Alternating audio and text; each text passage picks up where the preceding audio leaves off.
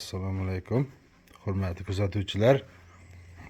Mana biz kutgan molxonamiz bitdi.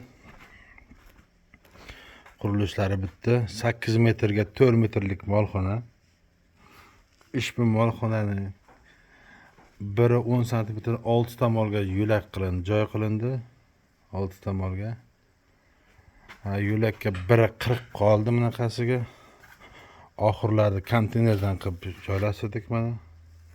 Konteynerdan oxir mana tagalarini ham ko'rishing mumkin. Chiroyli qilib konteynerdan oxir qilindi. Mollarda bog'lanishiga keladigan bo'lsak, mollar mana bunaqa qoziqqa bog'lanadi. Mana uzukcha qilingan. Uzukcha o'tganda turadigan.